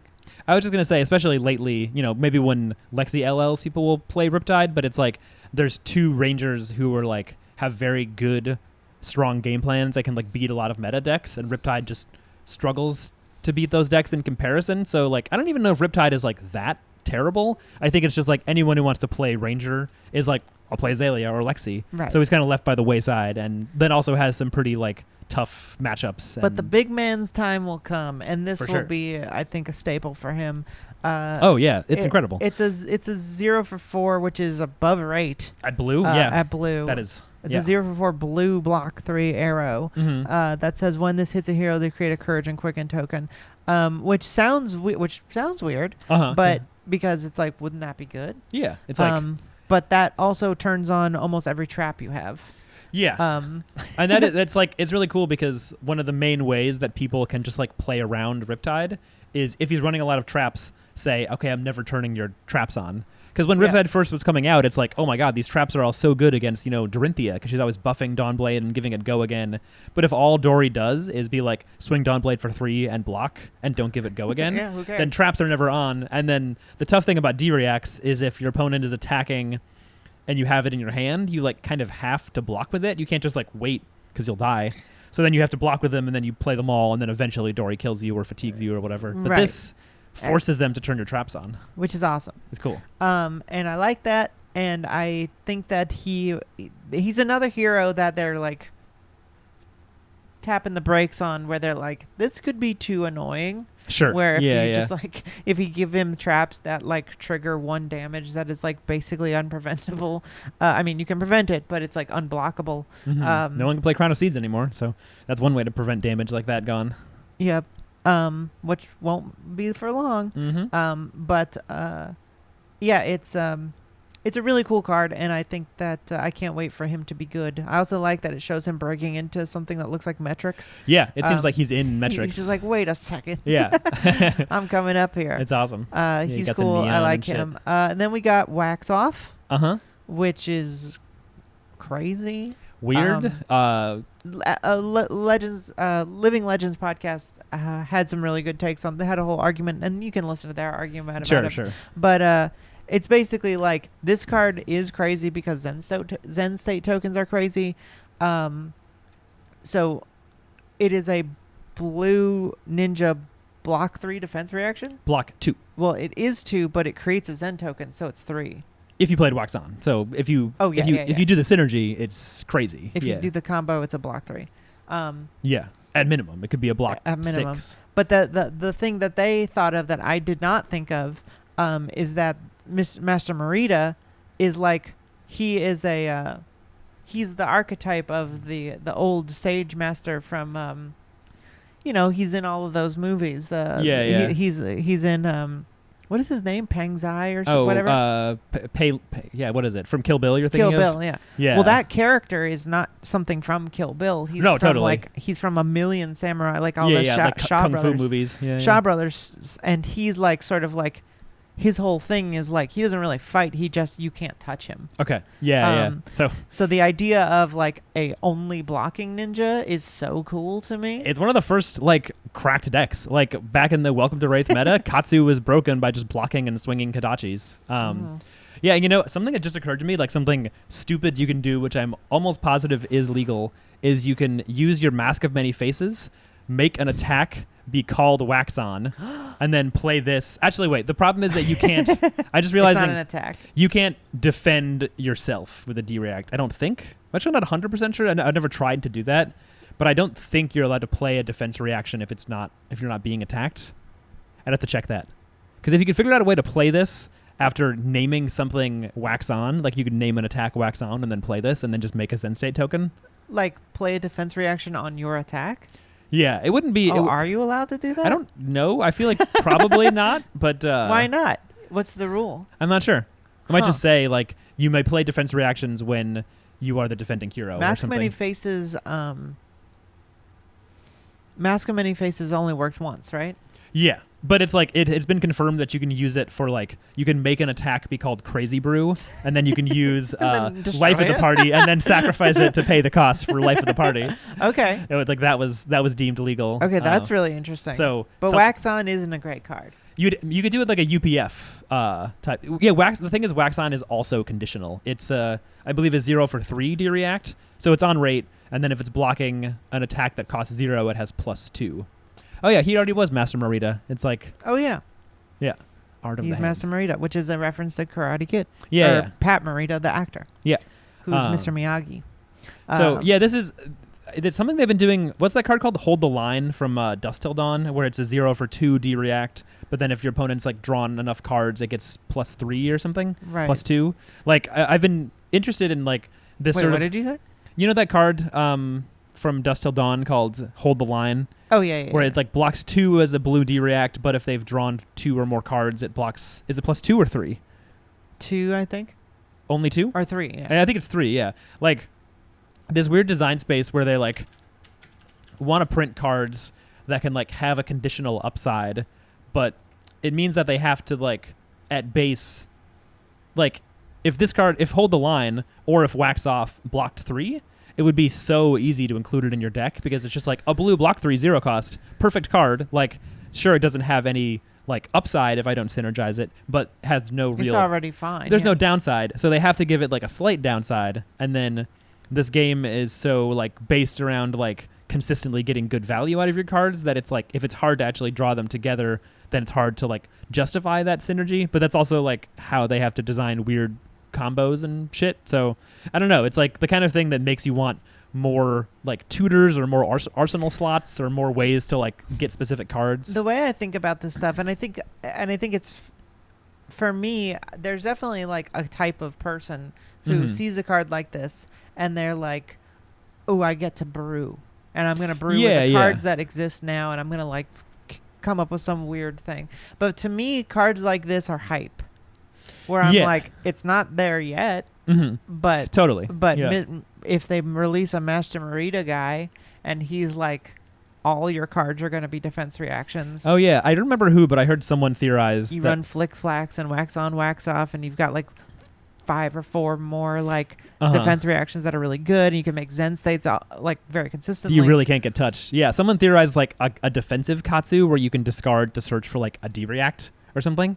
If you had an ability combo, if you had an ability like that was like discard a 0 cost from your hand, search for a D-react you may play at this combat chain, then wax on, wax off becomes crazy. Draw one, search for the other, do the combo. That's why it doesn't say combo. That's all you need. Yeah. Or like, it would be a different a hero text, but like totally. And it's like this is the kind of stuff you need in a card game, and I feel like it's a part of like the idea of card games that I feel like everyone, there's a lot of people who are like, for whatever reason, like Lexi seems to be like a really heavy like psychic damage best deck, and maybe it always is like this. And people always bitch and moan, but people are like, God, get Lexi out of here. So annoying. So like Arya is so terribly designed, so busted, and it's like I feel like people are forgetting that Arya is also so fun. Like people had so much fun playing all of those heroes, and it's because you play a card game to do fun, crazy stuff. Like people don't want to play a card game where it's like, okay, we're playing chess, exactly evenly matched, never do anything busted, always do the expected thing from a card, like never high roll, never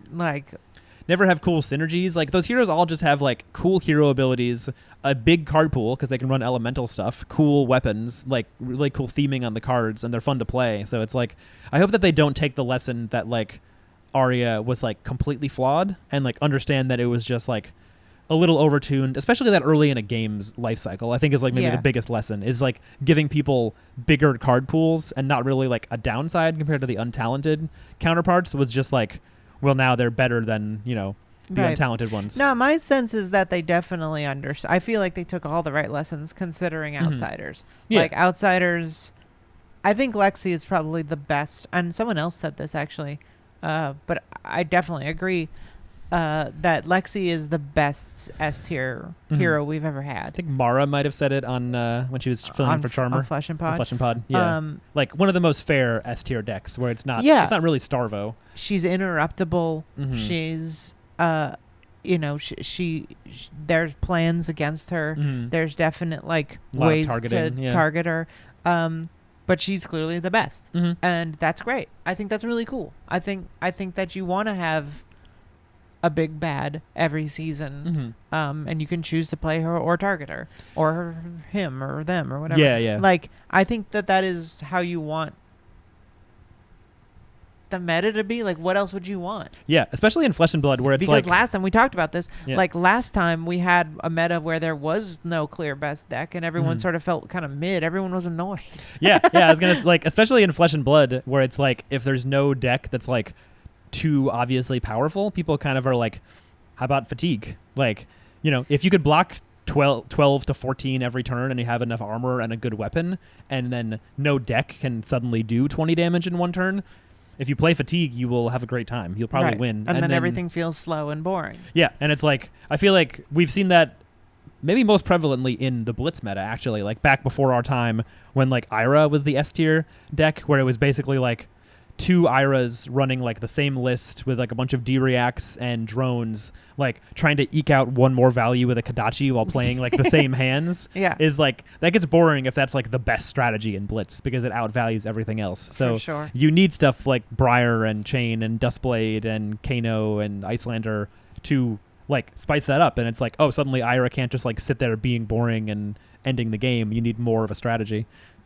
What if Master Marita's hero text is the third time the third time you play a defense reaction on your opponent's turn, if you have not taken any damage, deal 1 damage. You like poke them back if they if they don't deal you. Yeah. It's like the reverse of Mask of Momentum. Like they're like, oh shit, I have to hit on this third chain link or he'll deal me a damage. That'd be so funny. And then you could, against a tall hero, you could just play 3 defense reactions and deal 1. Yeah. And then you'd have 1 blue 0 cost to do Kadachi. This sounds awesome, but also miserable. Like if it's truly just like a wall ninja that also was like pinging you on your turn and then on their turn they swing Kadachis twice. The flavor. It's a great flavor. Yeah, it'd be fun. Yeah. It's just like his smirking like old ass. On every card. Yeah, imagine if he's making as smug a face as Starvo is. Starvo is like, it's hard to do, but he's so smug. Yeah. There was some copy pasta about how much someone hated his like smug face looking back at you or whatever. Yeah. Yeah. All right, That'd be let's fun get hero. to the last couple. I think we've got Tunic, and then we have Bolton Head. Oh yeah. We got Warband of Bellana. Mm-hmm. Listen, there are. Oh, is this Bolton's wife? Is that Belena? I just realized. Oh no, Belena is the angel. His wife is Irina. Never mind. Sorry. Irina, yeah. Yeah. Yeah, you look. There's Bellana, and there's Belena, Mm-hmm. and those are acceptable. It's Yeah. not Bologna. It's not Bologna. You don't have to say. Did I say Bologna? No. Okay. I said Bellana, Yeah. which is kind of rhymes with Solana. Yeah. Yeah. There's Belena, which I Mhm. prefer. Sounds the most correct, probably. Sounds the most correct. There's maybe I almost think they intend Bellana because it rhymes with Solana. Probably. They like their puns. They and like their little yeah. linguistic rhymes. Do not. I don't get why people are saying Bologna. It's not Oscar Mayer. It's not my Bologna. Yeah. I'll accept Bellana or Bellena. Mm-hmm. But yeah. So this is another legendary Mhm. in this slot, which is. I don't know how many. Tunic? Just gonna quickly look at the sheet again. This 7. I This think? has 7 legendary sets. This is a 7 legendary set. Yeah. and So the expansion slots count, right? I would think so. Yeah. So that's 3 of them are here, and then there's 4 in the set. 2, I don't know. right? We've got Shriek and Warband. Well, does it count Tunic?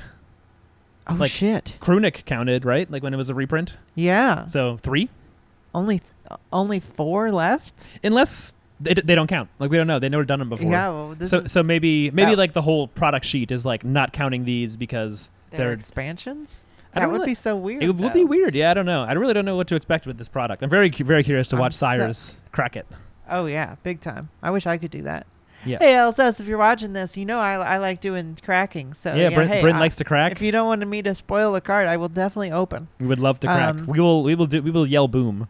We will scream boom. No, I'll just cover my mouth and then laugh like a maniac. That's right. If I hit something good. Yeah. But this is Warband of Bellena. It's an action for 2. Destroy this, which that's sad. The next Yeah, time yeah. you attack this turn, you may charge your hero's soul. If a yellow card is charged this way, draw a card. When I first read this, I thought you could. I missed the destroy this. Yeah, yeah. And I was just like, oh shit, this is insane. That'd be pretty cracked if you could do it every turn. And it has temper too. Yeah. But you can't. Yeah. And I think most people are looking at this and being like, still doesn't feel like Bolton is good enough. They just keep giving him little trickles. Yeah, and it's like, I guess they're afraid. Somebody has said that, right, from LSS, that they're like afraid of making Bolton sure. too good. He would be an insane combo deck if he could do what he wanted to do all the time. Yeah. He would just be like relentless aggro until he blows you up. Yeah. With some of the most insane cards in the game in Lumina and via the Vanguard. Right. So I get it. It's just in a weird place, and I don't understand why this one in particular is so weird. Yeah. I mean, just the fact that it's 2 temper on a head piece, never been seen before. Like, the closest is Skullcap if you can get it turned on, and you can block 2 and then 1. And then, also Brute has 2 and then 1 on their feet. Hey, here's a question. Yeah. Why don't people run Dawnblade? In Bolton? Yeah. Is it a specialization? No, but you can't attack with it again using the hero ability. So Dawnblade has to hit right. twice. Mhm. Yeah, they're basically like they're Because you could only do it with Twinning Blade. yeah, only with Twinning Blade or with Dustpath Pilgrimage, I guess. If it hits, you could attack with it again. Like But you could always give it go again with charging. So that would be cool. you could. Yeah, it'd be cool if you could somehow Voltron combine like Bolton and Dorinthia to have both hero abilities. Yeah, that would probably be broken. It'd be really broken. Yeah. Yeah. So I don't know. This is an interesting one. The art's beautiful, obviously, as Mhm. everyone's pointed out. Soya May doing her thing again. The Yeah, little yeah. porcelain doll ladies that she likes to draw. Yeah. Drawing the waifus for everyone. Mm-hmm. Yeah, it's just cool to be able to like always charge on the board. Like, and that's a really good way. There's a Reddit called I forget now. It's called like useful fantasy or like God. It's called something like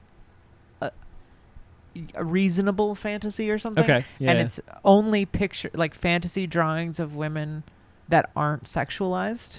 like okay. specifically not like overly boobed or whatever. Sure. And someone posts like Flesh and Blood art gets posted in there a lot, and everyone's like, "This game looks cool," which is great. Nice, but nice. someone posted a Soyame drawing in there, and it was like there was like a little tag that was like questionable boob armor. Oh yeah. Because she likes drawing her boob armor. Yeah. Which I always find weird. Yeah, I feel like we talked about boob armor before on the show. I don't remember, like, where it's like, it's this weird, like, historical, like, not historical debate exactly, but just like, there's a lot of art where women have like boob cups for like on the armor, and then people are like, yeah, but that doesn't make sense. Like, real women wore armor and they didn't like make a spot for their boobs. It like, wouldn't defend them well. You don't want your boobs like sitting in your armor. Yeah, you like weird. just kind of like You just mash them. you kind of mash them a little bit. Yeah. Yeah. It is Question. weird. Soyame does it. She like nails that. It's like, it's art. It's like when you see someone's art and you're like, this isn't porn, but it looks like your main gig is drawing like not safe for work shit for furries or whatever. Yeah. Or for anyone horny. Yeah, Soyame is a little bit like that, where it's like, I feel like you drew this character naked and then like drew the clothes over them. You didn't just like draw a clothed person. Yeah, I mean, it's hot art. And honestly, I think Flesh and Blood could stand to be a little sexier. Mhm. Like, Sure. they have some stuff, but it's very like waifu bait instead of just being like a character who's like, yeah, I'm being hot or whatever. Yeah. There's no like, there's not that much. I can't remember what card it was that came out that was like, whoa, this is kind of horny. Mm. But there's some like, I want more Bard cards where he's like, you know, giving eyes to somebody. Or whatever. Or Bravo. Like Bravo has very like Bravo's a great one. horny Gaston energy. So it's like, have more Bravo cards where he's like, hello. Yeah. I think it's cute when they do that. Yeah, that's cool. And there is some, but I think it's a plus 16. It's R. It's rated R. This game. Yeah. It can drop as many fucks as it wants. Yeah. Any fuck bombs.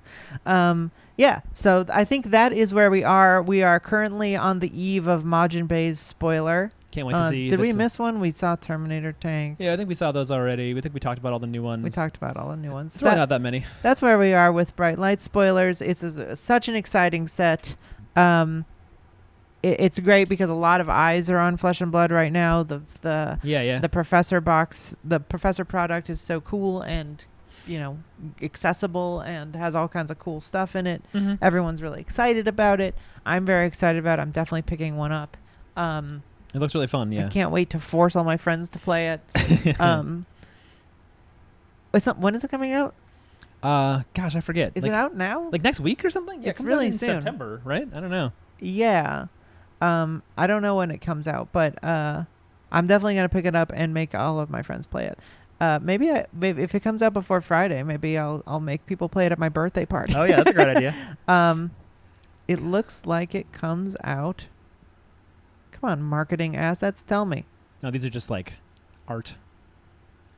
Where is the date? Release date. September 29th. Okay. Not soon enough. 15 days. Damn. Yeah. So 2 weeks from that's tomorrow. like when Bright Lights spoiler season starts. So that's where we are. And when does Bright Lights come out? Like October something? Yeah. Very cool. But yeah, everybody's sort of like looking at it as like, this game is very crazy. It's going to be really cool because Worlds this year is like hopefully not in a tent. So that's a mark in its favor. And it's definitely not in a tent. It's not going to be in a tent. And also, remember last year, like Dynasty got delayed by like 2 weeks, and it was enough time that it like wasn't going to be legal for Worlds. And so Worlds was like ended up being the same format that had been around for a while. This time we get Bright Lights and it's a new draft set, and then that's why they have to draft and play at Worlds. So cool. So it's a new meta and a new draft set. And man, I want to go to Worlds so bad. Worlds it's just going to be a really cool event because it's like I used all my flyer miles to go to Vegas. Yeah. So it was definitely worth it to go to Vegas. Oh, it was a great time. We went to the pool. We played all the UPF games. I'm going to the pool. It was very fun. I'm just like thinking about like how hype the game will seem to like outside observers when Worlds happens, where there's like this crazy new meta and new draft format that has awesome art and like looks really interesting. Like I think it's going to be a really good draft format. I have very high hopes based on how good Outsiders was. And they've definitely, between Uprising and Outsiders, I feel like they've really leveled up their draft sets. And so hopefully we don't eat our words Hopefully everyone likes it. Mhm. But I have a lot of high hopes for it. Mm-hmm. Anyway, been going on for too long. This has been The Banished Zone. Thank you everyone so much for listening. We're all Mhm. very excited. What's 2 weeks from now? 2 weeks from now is the middle of spoiler season, so we will be back We'll be talking about spoilers. talking about Bright Lights, the full set, when we have a better picture of how this is going to work. Hopefully we'll have some like handle on draft. And so we'll see you in 2 weeks. You can follow us on Twitter. I'm at Banish Zone. Chris is at Blue Plunder Run. You can also catch me on Fresh and Buds.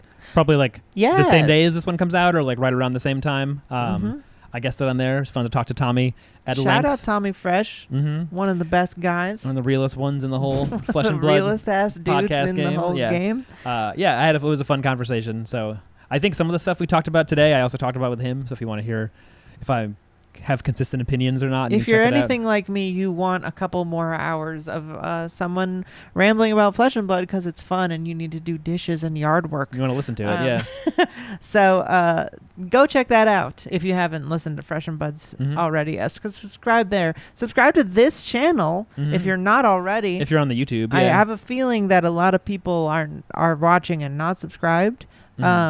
Which is weird. I don't know how you're seeing this. I don't know. But please subscribe. It's right down there.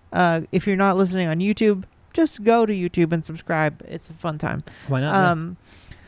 Other than that, do we have anything else to plug? Oh, my band, Stay Inside. Oh, yeah. We just released a new song. Please go listen to that on Spotify or Apple Music or wherever we've got. It's good, folks. We've got more songs. Follow us on all those places. Stay Inside is called An Invitation. That would be very helpful. Thank you so much. Anyway, thank you so much for listening. This has been a fun time. I'm very tired. Until next time, you are banished. You're banished.